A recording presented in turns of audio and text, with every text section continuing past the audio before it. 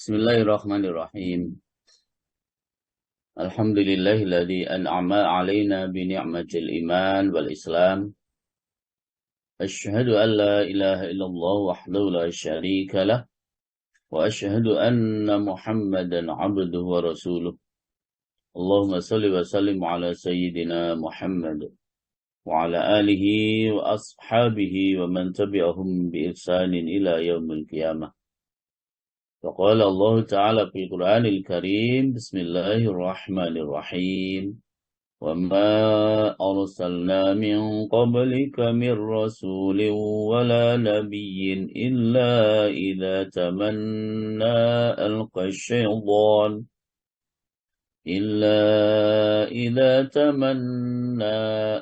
الشيطان في أمنيته فينسخ الله ما يلقي الشيطان ثم يحكم الله آياته إلى آخر ayat.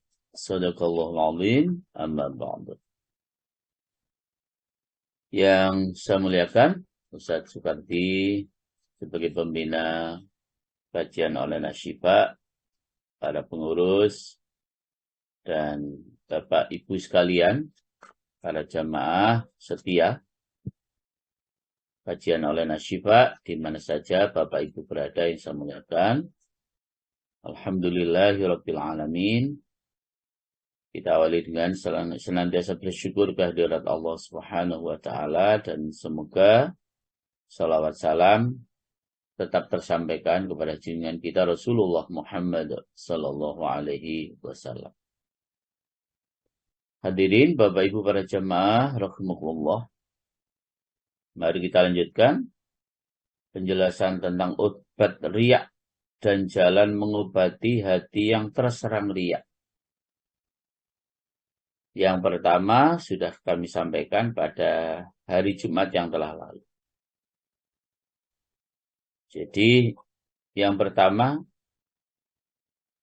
obat riya atau mengobati hati yang terserang riya itu yang pertama adalah mencabut akar-akar riya dan menarik pokok-pokoknya.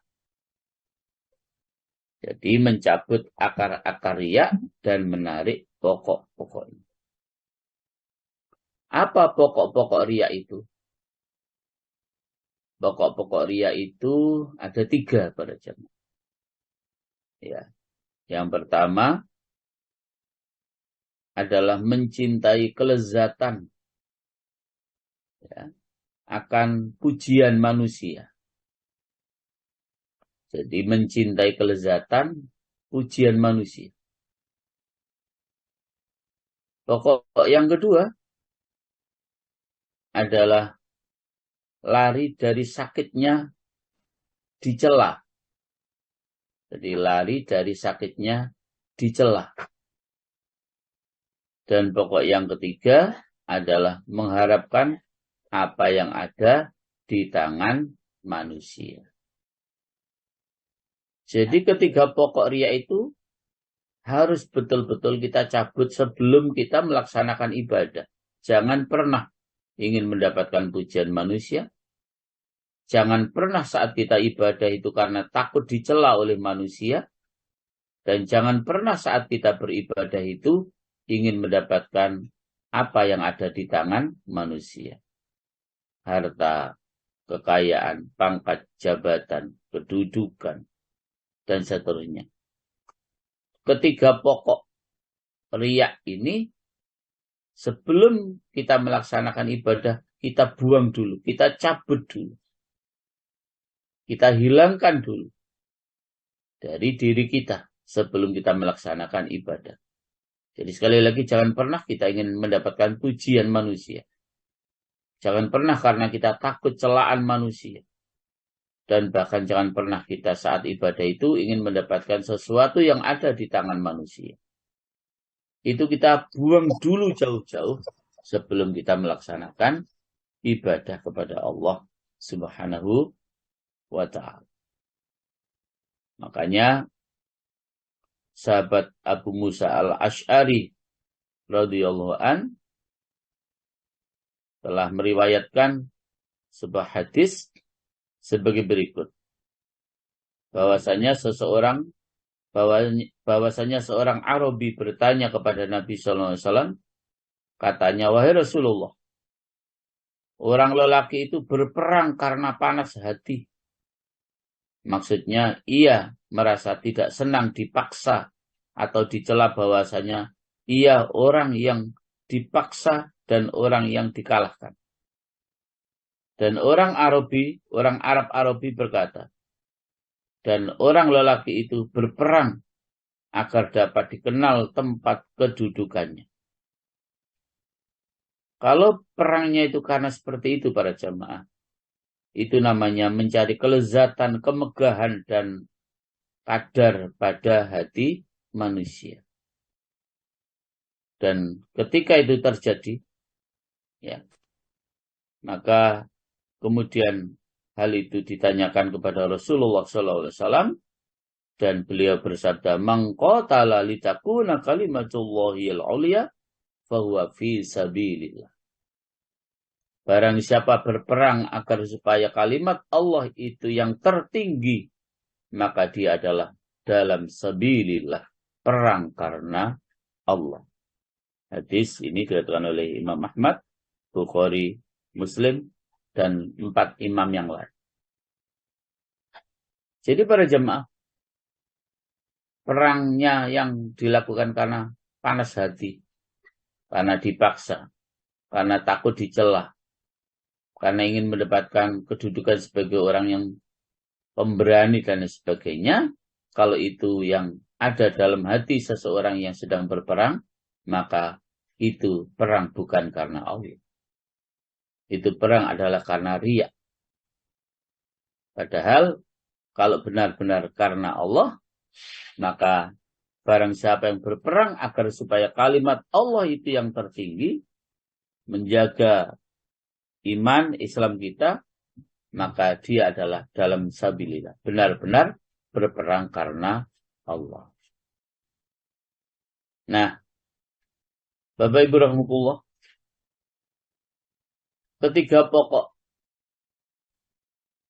riya yang harus kita hilangkan sebelum kita melaksanakan ibadah kepada Allah Subhanahu wa taala itu, agar lebih kuat saat kita mencabut akar-akarnya, membuang pokok-pokoknya, agar lebih kuat tekad kita seperti itu, maka para jamaah, kita juga harus mengetahui tentang bahayanya riya. Ya, kita harus paham tentang bahayanya sifat riya. Apa bahayanya sifat riya? Adalah dihilangkannya seluruh kebajikan yang kita lakukan. Dihilangkannya amal ibadah yang kita lakukan. Itu bahaya yang pertama. Bahaya yang kedua, nanti di akhirat kita akan mendapatkan murka Allah Subhanahu wa ta'ala. Jadi hilang amal ibadah kita, dan nanti di akhirat kita akan mendapatkan murka Allah Subhanahu wa ta'ala. Oleh karena itu nanti pada hari kiamat itu para jamaah, Allah Subhanahu wa ta'ala ya memanggil ya sekelompok manusia dengan panggilan, "Wahai orang yang durhaka, wahai orang yang berkhianat, wahai orang yang berbuat riya, apakah engkau tidak malu karena membeli harta dunia dengan ketaatan kepada Allah Subhanahu wa ta'ala? Engkau meneliti hati para hamba dan mempermainkan ketaatan kepada Allah Subhanahu wa ta'ala. Memperlihatkan kasih sayang kepada hamba-hamba dengan memperbencikan kepada Allah Subhanahu wa ta'ala. Engkau memperhias bagi mereka dengan keburukan di sisi Allah Subhanahu wa ta'ala dan mendekatkan mereka dengan kejauhan dari Allah Subhanahu wa ta'ala. Memuji mereka dengan mencela di sisi Allah Subhanahu wa ta'ala, mencari keridhaan mereka dengan memperlihatkan kemurkaan Allah Subhanahu wa taala? Bukankah hal itu semua para jamaah akan menjadi sebab kehinaan kita saat di akhirat kelak dengan Allah memanggil kita dan menjelaskan akan kesalahan niat kita saat kita sedang beribadah kepada Allah. Ingin mendapatkan pujian Allah, ingin mendapatkan pujian manusia dengan melalaikan pujian Allah. Ingin mendapatkan penilaian manusia dengan melupakan penilaian Allah. Ingin mendapatkan kedekatan di hati manusia, tetapi dengan melupakan kedekatannya dengan Allah. Masya Allah. Satu hal yang akan sangat mengerikan dan satu hal yang akan sangat merugikan kita di saat nanti kita dipanggil oleh Allah dengan panggilan-panggilan seperti tersebut. Maka sebelum kita melaksanakan ibadah, buang dan cabut akar-akarnya, pokok-pokok riya tersebut. Bahkan untuk menguatkan kita dalam mencabut akar dan pokok-pokok riya itu, mari kita menyadari akan bahayanya riya, yaitu akan menjadi sebab hilangnya amal ibadah kita. Yang kedua, akan menjadi sebab Allah murka kepada kita. Itu mengobati riya yang pertama. Ya, cara mengobati riya yang pertama. Nah, adapun obat-obat yang secara amaliyah yang harus dilakukan, maka kita harus membiasakan diri kita merahasiakan ibadah-ibadah yang sedang kita lakukan. Jadi, untuk obat saat kita sudah beramal, beribadah itu upayakan. Saat kita sedang beribadah itu, untuk berupaya kita rahasiakan ibadah yang kita lakukan. Kita tutup pintu-pintu yang akan menyebabkan ibadah kita dinilai oleh manusia, dinilai oleh makhluk Allah yang lain. Pintu-pintunya juga harus kita tutup. Sehingga kemudian hati kita mulai berlatih dan sadar bahwa sama sekali tidak ada manfaatnya para jamaah ketika kita ingin ibadah kita ini dilihat oleh manusia, ketika kita ingin bahwa ibadah kita ini dinilai oleh manusia, itu sama sekali tidak ada manfaat. Dan dengan kita merahasiakan ibadah kita itu, maka kita berharap hanya Allah Subhanahu wa ta'ala lah yang akan melihat ibadah kita, yang akan mencatat dan menilai ibadah kita saat kita sedang beribadah kepada Allah Subhanahu wa ta'ala. Untuk melahirkan kesadaran seperti itu, para jamaah, memang harus dilatih. Memang harus dilatih. Tidak mungkin tahu-tahu kita bisa memiliki sikap seperti itu jika tanpa dilatih terlebih dahulu. Sehingga apabila masih terlintas dahsyatnya keinginan kita akan lezatnya pujian, niscaya kita akan mengingat kembali bahwa akar-akarnya, pokok-pokoknya sudah kita cabut.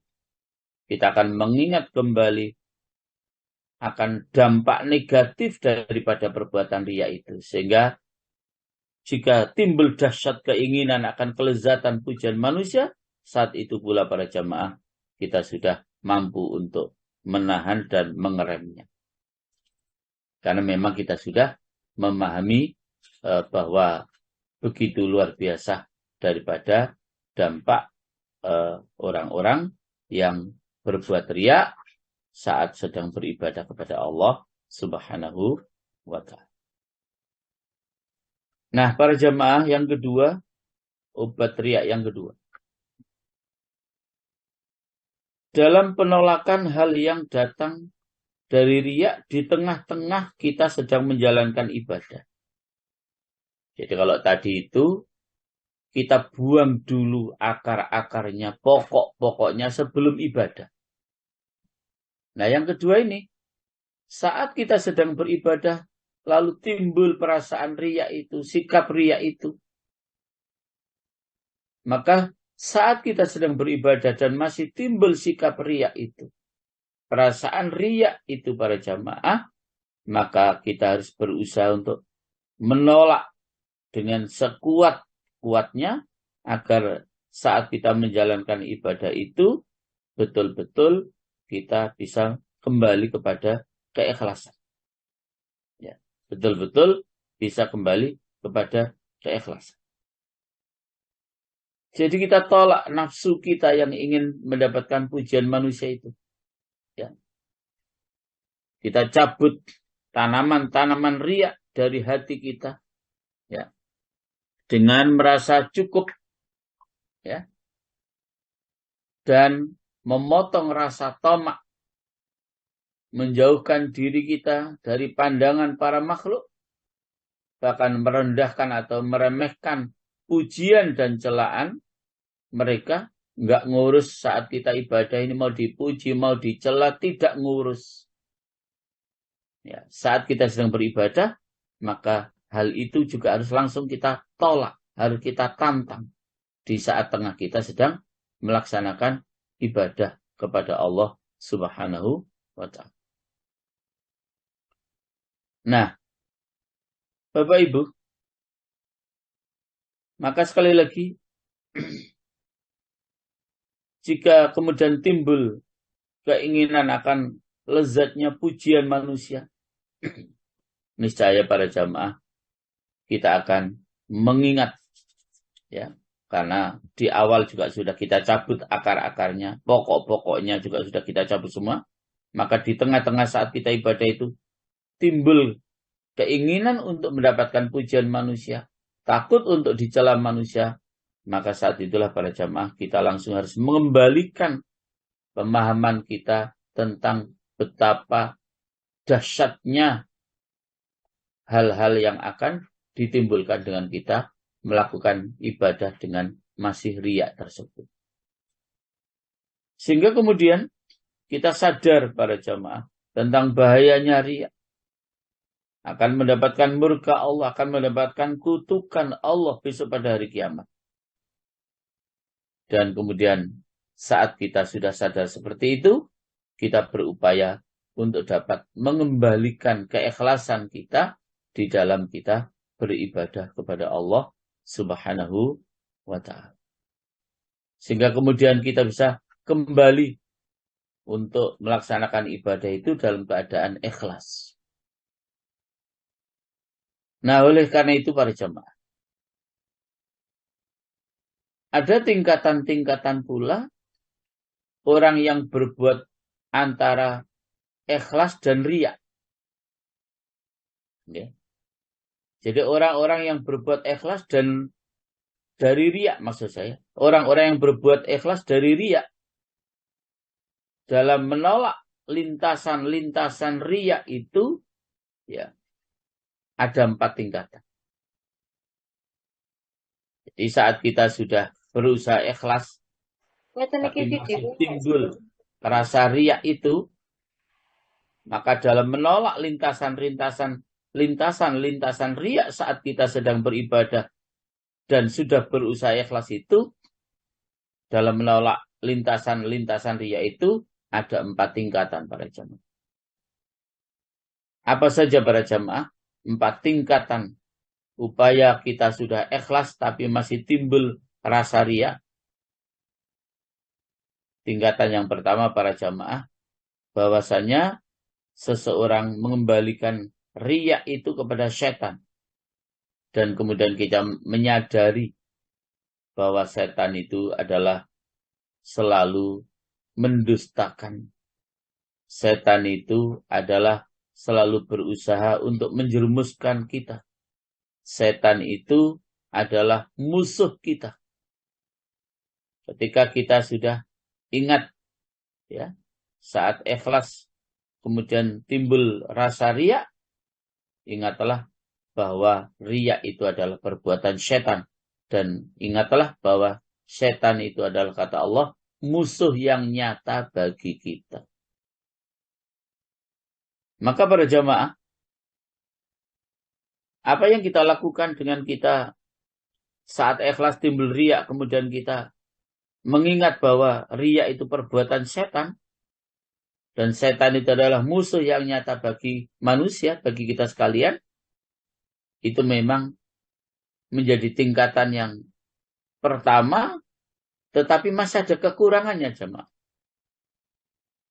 Tidak cukup saya dengan panjenengan kemudian saat itu kita sudah tegas mengatakan setan itu musuh kita. Maka kita tidak akan pedulikan dengan lintasan-lintasan riya di saat kita sedang beribadah kepada Allah Subhanahu wa taala itu. Harus kita usir di saat kita sedang beribadah kepada Allah Subhanahu wa taala. Tetapi apa yang kita lakukan itu tidak cukup. Jika tidak dibarengi dengan kita selalu bermunajat kepada Allah Subhanahu wa taala untuk agar kita dijaga oleh Allah sehingga kita selalu mendapatkan petunjuk dan hidayah Allah Subhanahu wa taala untuk melaksanakan berbagai macam ibadah di sisi Allah Subhanahu wa taala.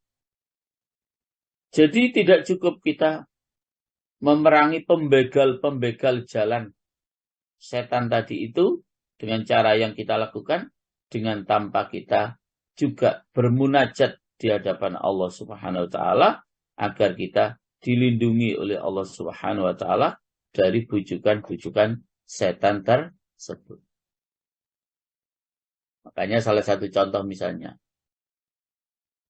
ketika sudah diingatkan 2-3 kali masih salah saja baca Quran, ya, maka awali lagi dengan ta'awud. Nah, itu kan bermunajat kepada Allah, minta perlindungan kepada Allah. Masih salah diingatkan, masih salah diingatkan, masih salah lagi diingatkan. Awali lagi dengan ta'awud, baca isti'adzah. Insyaallah kita mohon perlindungan kepada Allah dan akan benar kemudian bacaan Al-Quran kita. Jadi tidak cukup dengan kita membegal jalan setan saat ingin merasuk ke dalam hati kita, menimbulkan rasa riya, tetapi tanpa kita bermunajat kepada Allah Subhanahu wa taala, mohon pertolongan kepada Allah Subhanahu wa taala. Tingkatan yang kedua para jamaah, bahwa orang-orang yang berbuat ikhlas dari riya dalam menolak lintasan-lintasan riya itu, tingkatan yang kedua adalah seseorang mengetahui bahwasanya bertengkar dan memerangi adalah kekurangan dalam menempuh jalan menuju akhirat. Ya. Kemudian ia mencukupkan kepada mendustakannya dan menolaknya, dan ia tidak sibuk dengan kesungguhan menentangnya. Jadi tingkatan yang kedua ini, pokoknya saat kita sedang berusaha ikhlas, tetapi masih terlintas sikap riya itu, ini cukup seseorang mengetahui bahwasanya bertengkar dan memerangi adalah kekurangan dalam menempuh jalan Allah menuju akhirat. Kemudian ia mencukupkan kepada mendustakannya dan menolaknya. Jadi tidak pakai bermunajat. Pokoknya saya menolak, saya mendustakan apa yang menjadi ajakan setan itu. Tetapi tidak ada upaya untuk menentang secara bersungguh-sungguh. Saya sudah berusaha ikhlas kok. Kalau persoalan kemudian masih juga terlintas riya, ya kita tidak mampu untuk berbuat apa-apa. Itu namanya ikhtiar yang kurang sungguh-sungguh. Sehingga menentangnya setan yang akan mengganggu ibadah kita itu, pokoknya sudah tahu bahwa setan itu memang musuh kita. Maka harus ditolak, maka harus ditantang, tetapi menentangnya tidak pakai upaya yang sungguh-sungguh, bahkan tidak sampai bermunajat kepada Allah Subhanahu wa ta'ala.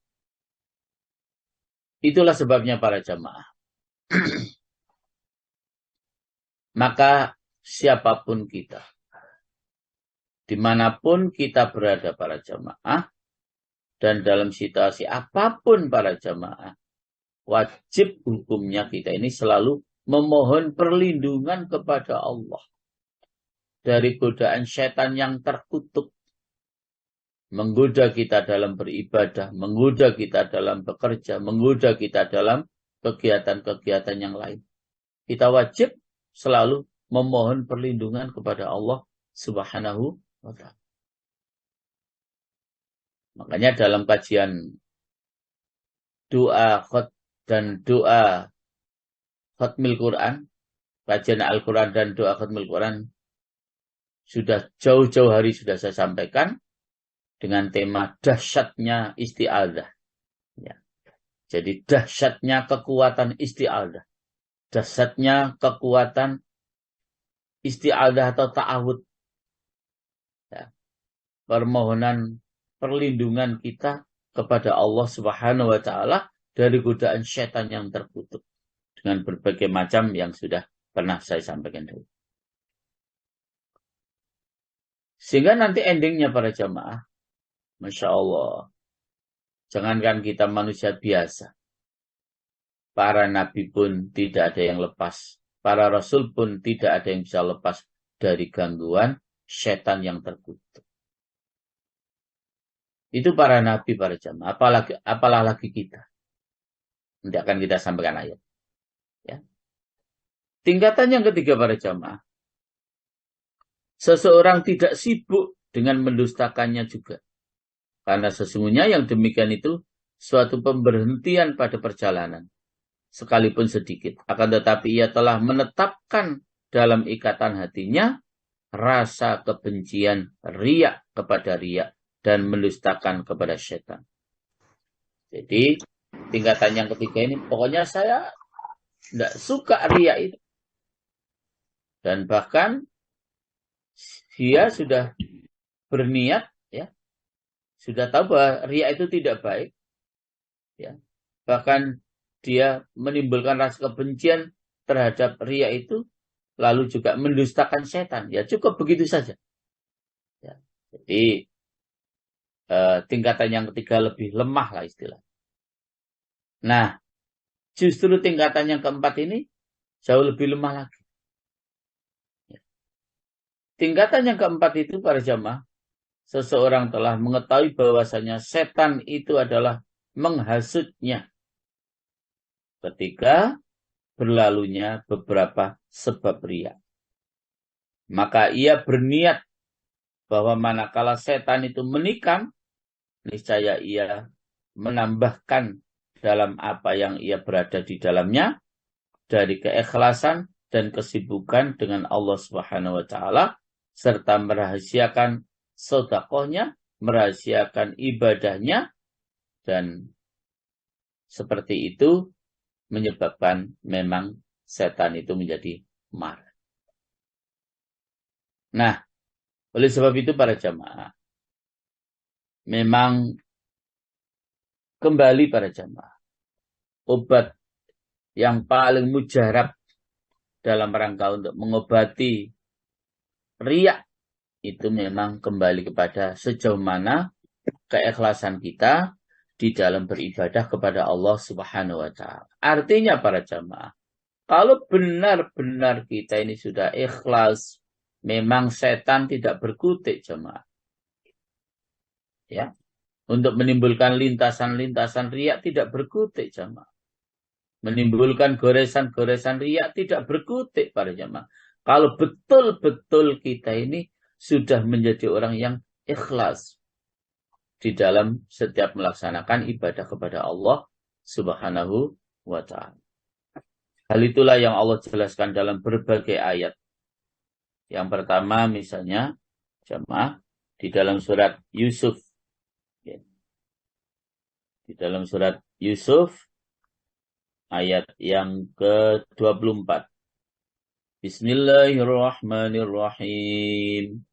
وَلَقَدْ هَمَّتْ بِهِ وَهَمَّ بِهَا لولا أن رأى برهان ربه كذلك لنصرف عنه السوء والفحشاء إنه من عبادنا المخلصين. Indri, ayat 24 Yusuf. Injil Ustaz. Dan sungguh perempuan itu telah berkehendak kepadanya Yusuf. Dan Yusuf pun berkehendak kepadanya. Sekiranya dia tidak melihat tanda dari Tuhannya. Demikianlah kami palingkan darinya keburukan dan kekejian. Sungguh dia Yusuf termasuk hamba yang terpilih. Iya. Jadi para jemaah, dengan keikhlasan, maka setan tidak akan mampu untuk menjerumuskan kita saat kita sedang beribadah, saat kita sedang melakukan aktivitas-aktivitas selain ibadah, juga pasti mereka akan terhempas dari kita jika kita betul-betul ikhlas di dalam beribadah. Nah, ayat-ayat yang pendek yang menjelaskan tentang bahwa orang-orang yang mukhlasin, orang-orang yang mukhlisin, itulah orang-orang yang memang sudah tidak akan mampu diganggu oleh setan di saat kita beribadah. Jadi misalnya juga ada di dalam surat Al-Hijr, surat yang ke-15, ayat yang ke-40. Allah Subhanahu wa Ta'ala dawuh, ya, menjadi endingnya daripada ayat sebelumnya itu, ayat 40 itu, Allah dawuh, illa ibadaka minhumul mukhlasin. Ya, itu Indri. Nggih. 40 nggih Ustaz? Nggih, 40. Nggih. Kecuali hamba-hambamu yang terpilih di antara mereka. Nggih. Jadi kecuali hamba-hambamu yang terpilih di antara mereka. Kecuali dari hamba-hambamu yang ikhlas di antara mereka, yang sudah tidak mampu dijerumuskan oleh syaitan. Demikian pula juga Allah jelaskan di dalam surat As-Saffat itu mulai ayat yang ke-40, ayat 74, ayat 160, ayat 169. Itu hampir sama ayatnya dengan ayat 40 dari surat Al-Hijr ini. Ya. Illa ibadaka minhumul mukhlasin. Ya. Kecuali hamba-hambamu yang ikhlas saja ya Allah, yang sudah tidak mampu lagi dijerumuskan oleh syaitan. Ya. Demikian pula di surat Shad, ayat 83 juga hampir senada ayatnya, bahwa orang-orang yang mukhlasin, orang-orang yang mukhlisin adalah orang-orang yang sudah tidak mampu dijerumuskan oleh syaitan. Nah, persoalannya memang para jamaah, bahwa untuk benar-benar bisa ikhlas setiap kali kita melaksanakan aktivitas, itu memang tidak mudah.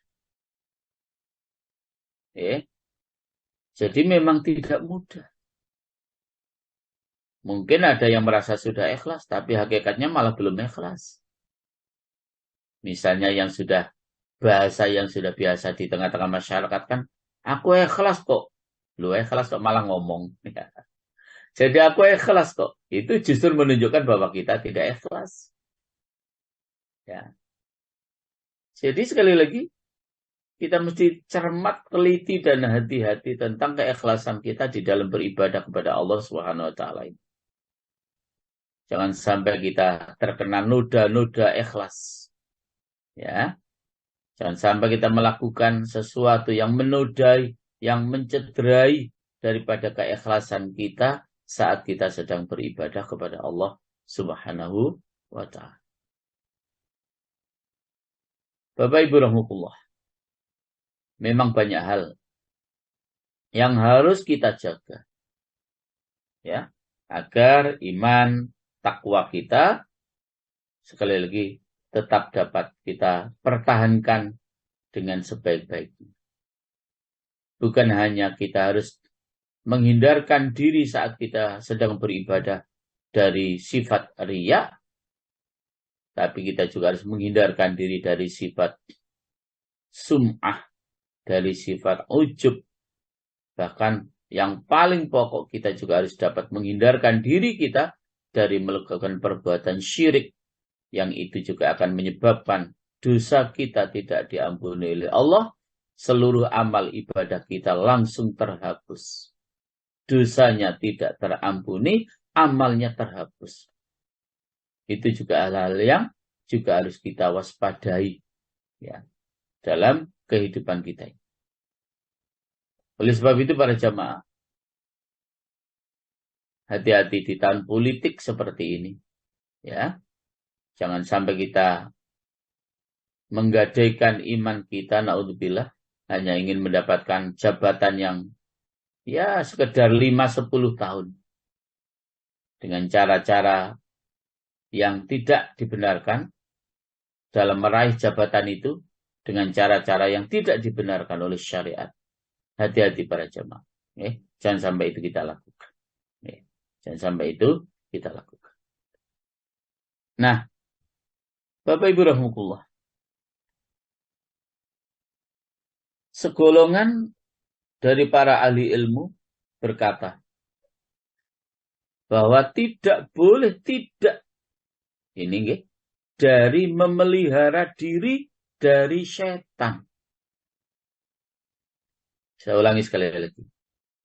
Segolongan dari para ahli ilmu mengatakan tidak boleh dari memelihara diri dari gangguan setan. Kapan kita harus memelihara diri dari gangguan setan ini? Kapanpun juga, dimanapun juga kita berada, dan dalam kondisi apapun saat itu kita ada. Itu wajib kita selalu berusaha untuk memelihara diri dari gangguan setan. Sehingga para jamaah,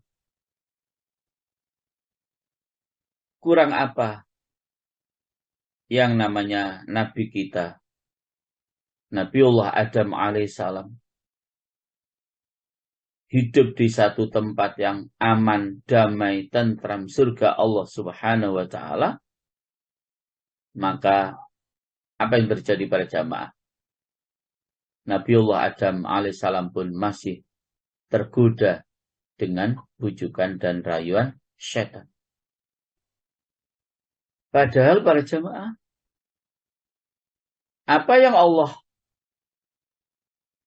sampaikan kepada Nabiullah Adam alaihissalam hubungannya dengan pepohonan dan buah-buahan yang ada di dalam surga itu kan secara logika sebenarnya sangat mudah kita untuk mengingatnya. Kalau bahasa kita Adam, kamu boleh memakan buah dari seluruh pohon-pohon apapun yang ada di surga ini, kecuali satu pohon saja. Jangankan kau ambil buahnya dan kau makan, kau dekati pohonnya saja tidak boleh. Hanya satu yang dilarang oleh Allah. Secara logika kan kita mudah untuk mengingat. Tapi apa yang terjadi? Begitu luar biasa setan berusaha untuk membalik-balikkan dan memutar-balikkan fakta. Ya, bahwa dengan kata-kata yang begitu sangat manis, begitu memukau kalimat-kalimat yang disampaikan oleh syaitan kepada Nabiullah Adam alaihissalam, sehingga sampai lupa bukan saja Nabiullah Adam alaihissalam mendekati pohon yang dilarang oleh Allah, tapi beliau sampai mengambil buahnya dan dimakan buahnya itu berserta istrinya Ibu Hawa. Jangan bayangkan, di tempat yang aman, tentram, damai, setan pun masih berhasil untuk menjerumuskan seorang manusia yang bertitel Nabi Allah, Rasul Allah. Padahal di tempat yang damai, aman, tentram. Surga Allah SWT. Makanya para jamaah rahmatullah, tidak cukup dengan kita sekedar, ya sudah, saya sudah tahu kok setan itu musuh kita. Saya sudah tahu kok setan itu akan membuat atau menyebabkan kita riak, ujub, sum'ah, dan lain sebagainya. Akan terjerumus dalam perbuatan syirik. Tidak cukup dengan pernyataan begitu, tapi harus ada mujahadah. Ada sebuah kesungguhan bagi kita untuk bagaimana kita berupaya mampu untuk memproteksi diri kita dari gangguan dan bujukan setan itu. Mari kita sampaikan sebuah ayat di dalam surat Al-Hajj, Bu Indri, ayat 52, surat 22. Allah Subhanahu wa taala dawuh, Bismillahirrahmanirrahim. وَمَا أَرْسَلْنَا مِنْ قَبْلِكَ مِنْ رَسُولٍ وَلَا نَبِيٍّ إِلَّا إِذَا تَمَنَّى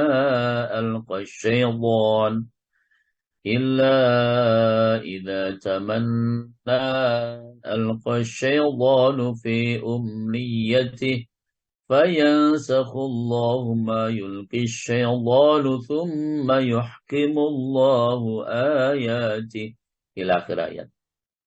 Monggo dibaca artinya lengkap Bu Indri. Ayat berapa tadi Ustaz? Ayat 52. 52.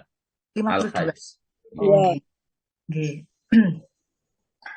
Dan kami tidak mengutus seorang rasul dan tidak pula seorang nabi sebelum engkau Muhammad, melainkan apabila dia mempunyai suatu keinginan, setan pun memasukkan godaan-godaan ke dalam keinginannya itu. Tetapi Allah menghilangkan apa yang dimasukkan setan itu. Dan Allah akan menguatkan ayat-ayatnya. Dan Allah Maha mengetahui, Maha bijaksana. Bapak Ibu para jamaah, begitu konkret ayat ini. Jadi tidak ada seorang rasul pun, seorang nabi pun sebelum diutusnya Rasulullah Muhammad SAW. Jika para nabi dan para rasul itu mempunyai suatu keinginan, setan pun memasukkan godaan-godaan terhadap keinginan itu. Allah. Jadi para nabi, para rasul pun tidak ada yang bisa lepas dari godaan setan para jemaah. Apalah lagi kita yang bukan nabi, yang bukan rasul. Apalah lagi kita yang ngapunten ibadah kita hanya begini-begini saja. Siapa yang menjamin kita bisa lepas dari gangguan setan? Yang kemudian bisa menimbulkan ujub, riak, sum'ah. Masya Allah. Jadi para jamaah, mesti kita hati-hati. Dan waspada. Serta berusaha untuk mampu memproteksi diri dari gangguan setan kapanpun, dimanapun kita berada. Nah, Bapak Ibu para jamaah, memang Rasulullah pernah dawuh, innahu la yughanu ala qalbi. Sesungguhnya hatiku ditutup oleh syahwat.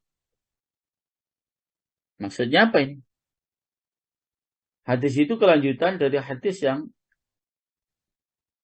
artinya sesungguhnya aku memohon ampunan kepada Allah sehari 100 kali. Ya. Jadi Rasulullah itu, para jamaah, beristighfar memohon ampun kepada Allah itu minimal sehari itu 100 kali, 70 kali, 100 kali. Dan itu yang kemudian menyebabkan sesungguhnya hatiku ditutup, itu artinya tidak pernah timbul syahwat. Padahal para jamaah, tidak ada seorang nabi pun yang kemudian tidak disertai dengan setan. Hanya terkhusus setan yang Allah ikutkan kepada Rasulullah Muhammad SAW itu setan yang telah masuk Islam.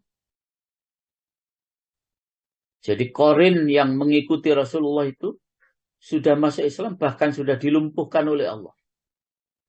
Sehingga tidak mampu untuk menjerumuskan Rasulullah SAW Sehingga apa yang ada pada diri beliau itu selalu beliau melakukan sesuatu hal yang baik-baik saja. Tidak mampu setan itu menyuruh Nabi kecuali menyuruh kepada kebajikan. Karena memang setannya sudah masuk Islam, setannya sudah dilemahkan oleh Allah SWT. Lah korin kita ini kan korin yang masih jahat para jamaah.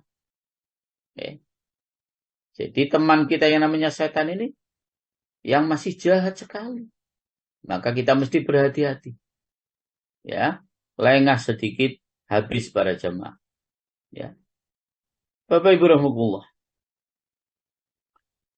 Jadi barang siapa yang mengira bahwasanya kesibukannya dengan mencintai Allah itu lebih banyak daripada kesibukan Rasulullah SAW dan para nabi yang lain alaihissalam, maka itu adalah tertipu. Dan yang demikian itu tidak mengamankan kepada mereka dan tipu daya setan. Dan karena itulah Nabi Adam dan Ibu Hawa, istrinya, tidak bisa selamat dari tipu daya setan di surga. Di mana surga itu negeri yang aman, negeri kegembiraan. Ya, tetapi juga masih tertipu oleh setan. Jadi para jamaah, dalam pernyataan itu, maka barang siapa yang mengira bahwasanya kesibukannya dengan mencintai Allah itu lebih banyak. Artinya, merasa ibadahnya sudah lebih banyak dibandingkan dengan ibadahnya Rasulullah, maka tidak ada jaminan. Dibandingkan dengan ibadah-ibadahnya para nabi dan para rasul yang lain, itu tidak ada jaminan tidak tertipu dengan godaan syaitan. Ya, tidak ada jaminan. Ingatlah Nabi Adam dengan Ibu Hawa pun di negeri yang aman, sejahtera, negeri kegembiraan, tapi juga tidak bisa lepas dari gangguan syaitan yang terkutuk. Karena itu, kemudian Allah Subhanahu wa Ta'ala ya mengingatkan kepada kita sekalian dengan peristiwa yang terjadi pada Nabiullah Adam alaihissalam dengan Ibu Hawa itu dalam sebuah ayat di dalam surat Thaha, surat yang ke-20, Indri, ayat 117 sampai 119. Nih. Saya bacakan penggalan ayatnya.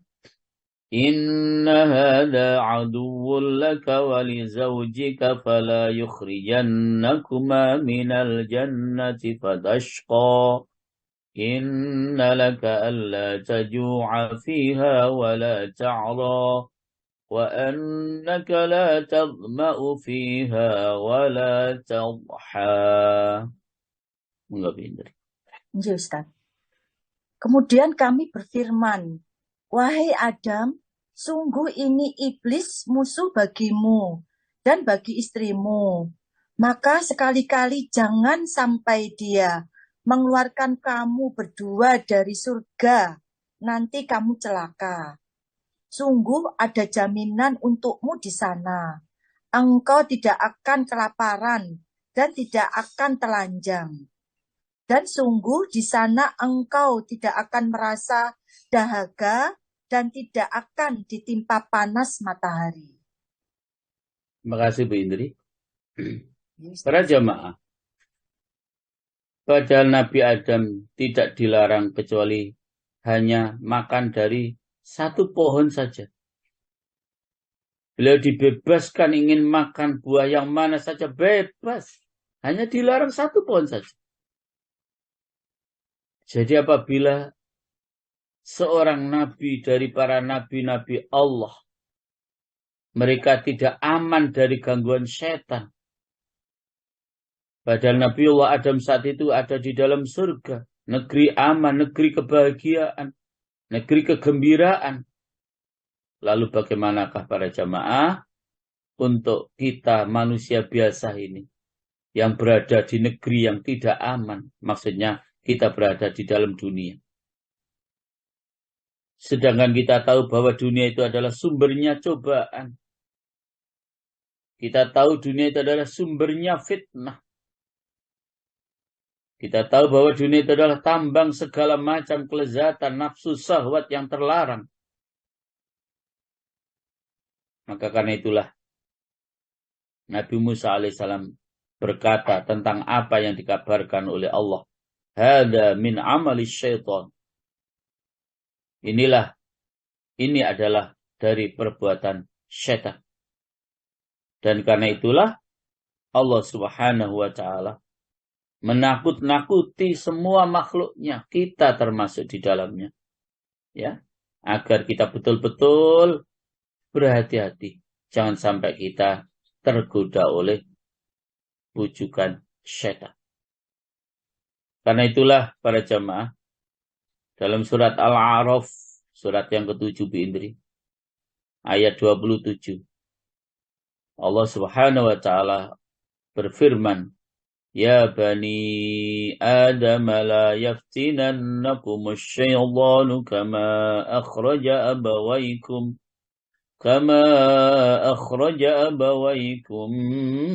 minal jannah. Dibaca lengkap artinya, monggo. Ayat 27 Al-A'raf. Ya, Ustaz. Wahai anak cucu Adam, janganlah sampai kamu tertipu oleh setan sebagaimana halnya dia, setan, telah mengeluarkan ibu bapakmu dari surga dengan menanggalkan pakaian keduanya untuk memperlihatkan aurat keduanya. Sesungguhnya dia dan pengikutnya dapat melihat kamu dari suatu tempat yang kamu tidak bisa melihat mereka. Sesungguhnya kami telah menjadikan setan-setan itu pemimpin bagi orang-orang yang tidak beriman. Bapak Ibu para jamaah, begitu jelasnya peringatan Allah untuk kita semua melalui ayat tadi. Al-A'raf ayat 27. Wahai anak cucu Adam, janganlah kamu dapat difitnah oleh setan sebagaimana setan telah mengeluarkan kedua orang tua kamu dari surga. Sebuah peringatan yang begitu konkret dari Allah untuk kita semuanya. Jadi wahai anak cucu Adam, janganlah kamu dapat difitnah oleh setan sebagaimana setan telah mengeluarkan kedua orang tua kamu dari surga. Lah sulitnya kita menghadapi setan itu para jamaah. Dalam kelanjutan ayat tadi, innahu yarakum huwa wa qabiluhu min haitsu la tarawnahum. Kata Allah, sesungguhnya setan dan pengikut-pengikutnya itu melihat kamu dari suatu tempat yang kamu tidak bisa melihat mereka. Ini kan yang menjadi sulit kita menghadapi musuh yang kita tidak bisa melihat mereka, tapi mereka bisa melihat kita. Makanya kemudian perbanyak isti'adzah, perbanyak membaca ta'awud, ya, dalam situasi dan kondisi apapun. Ya. Jadi karena musuh kita yang namanya syaitan itu mampu melihat kita, sementara kita tidak mampu melihat mereka. Itu kan yang sulit. Iya kalau langsung berhadapan kelihatan.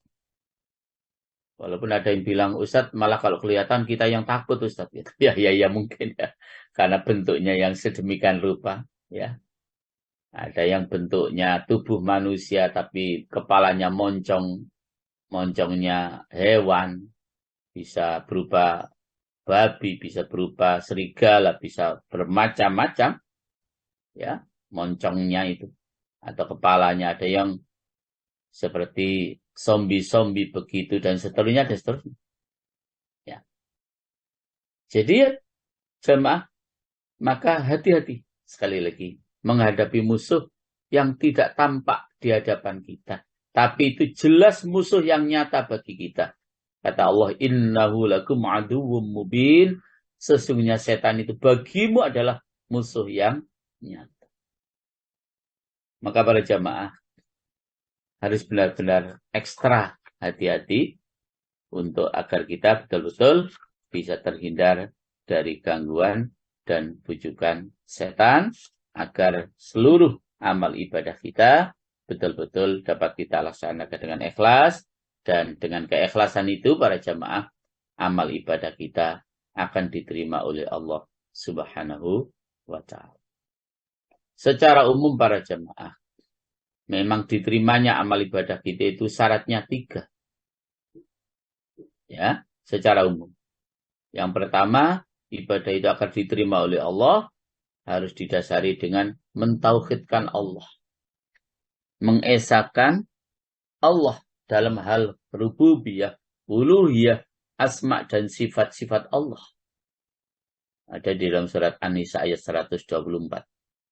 Ya. Yang kedua, agar amal ibadah itu diterima oleh Allah harus ikhlas. Tidak boleh riya, tidak boleh ujub, tidak boleh sum'ah. Ya. Yang pertama tadi tidak boleh kita syirik, berarti kan tidak boleh kita syirik. Itu Allah jelaskan dalam berbagai ayat, di antaranya juga ada di dalam surat Al-Bayyinah. Ya. Surat Al-Bayyinah. Ya. Ayat yang ke-5. Wa ma umiru illa liya'budullaha mukhlishina lahud-din hunafa'a wa yuqimus salata wa yu'tuz zakata wa dzalika dinul qayyimah. Itu sebagai dasar kalau dari ayat Al-Qur'an, dan kalau dari hadis Rasulullah jelas. Ya. Innallaha la yaqbalu minal amal illa ma kana lahu khalisan wa bu'tuhiya bihi wajhuh. Sesungguhnya Allah tidak akan menerima suatu amal, Allah tidak akan menerima suatu ibadah kecuali ibadah itu kita lakukan dengan khalisan, dengan penuh ikhlas, wa bu'tuhiya bihi wajhuh, dan semata-mata hanya untuk mengharap ridha Allah. Yang ketiga para jemaah, agar amal ibadah kita diterima oleh Allah, syarat umum ibadah itu harus kita sesuaikan dengan petunjuk Allah yang ada di dalam Al-Quran maupun petunjuk Rasulullah Sallallahu Alaihi Wasallam yang ada di dalam hadis-hadis beliau. Wa ma atakumur rasulu fakhuduhu wa ma nahakum anhu fantahu. Demikian para jemaah. Mohon maaf waktunya kelewat dan kami kembalikan kepada Pak Suharto. Monggo Pak Suharto.